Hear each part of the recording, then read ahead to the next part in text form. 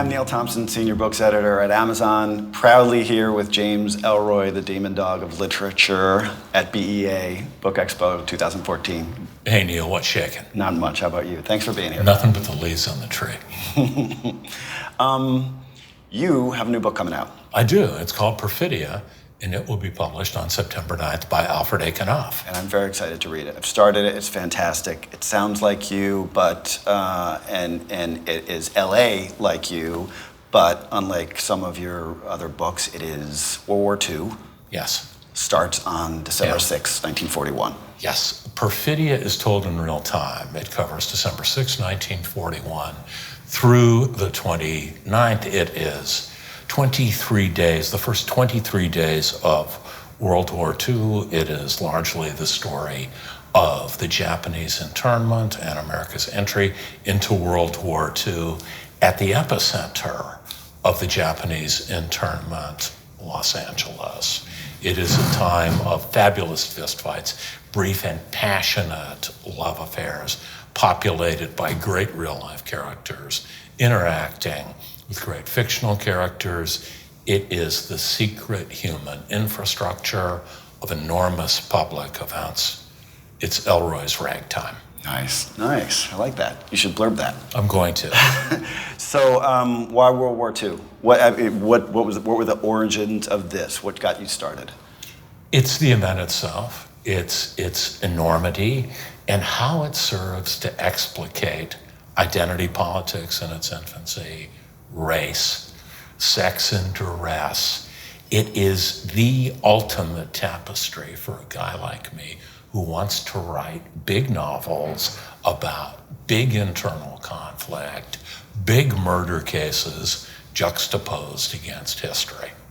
Well, it seems like the perfect moment because everything you've written about in the past has been crime, corruption, law enforcement, politics, sexuality, morality. All these things are happening at this moment in time, right? In L.A. Yes, and it's a time when people believe devoutly and were called to duty out of a sense of true patriotism and self-sacrifice.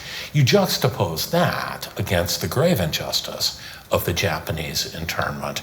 Imperial Japan was Imperial Japan. It was not the people in Little Tokyo, in Gardena, in Los Angeles, who were damn happy to be living here and wanted no part of Imperial Japan and their bloodthirsty designs. It was racial animus writ very large because there was no internment of Italian and German immigrants because, frankly, bloodlines are diffuse, and a German or Italian could be you or I. So this is going to be the first in a second L.A. quartet, is that right? It's the second L.A. quartet, yes, and it takes fictional and real-life characters from the first two bodies of work, the L.A. Quartet and the Underworld USA trilogy, which cover 1946 to 1958 in Los Angeles and America at large, and places them in the cauldron of World War II as significantly younger people. And the great part of the design of this is that Perfidia marks the chronological beginning of my life's work. A couple quick questions about your work. You have always written longhand. Did you do the same for Perfidia? I wrote Perfidia, I block printed it. The first draft manuscript, written in ballpoint pen, was 1,119 pages. And it's an obsessive thing with me, Neil. I live now, and I'm having a blast, living now in 2014, but imaginatively, creatively, spiritually, morally, I live in then. And I have found in Perfidia the ultimate then of December 1941. So to get yourself in that place, how? Where do you work that gets you separate from 2014? I am a seasoned historical fantasist. I can brainstorm street scenes from LA in 1941 and have them play across my consciousness. It goes direct to my right arm, it goes to my pen, it goes to the page right there. Since I'm not digitally connected to the world, since I've never sent an email or text message, and have never in fact logged on to a computer, I am adroit at sustaining concentration. which is what a big, densely populated work like Perfidia. Did I tell you it's Ellroy's ragtime demands? I heard that somewhere. Yeah. And last question is, who was I going to quote? Michael Carita once was on stage with you and said, you're not as scary as I thought you would be now that I'm right next to you. You're known as the demon dog. You like to play with the Ellroy myth. Yeah. You seem like a hell of a nice guy. You're not dog-like at all. So tell me about that. Does it help for you to play around with the public perception of who you are? Yeah, I'm having fun.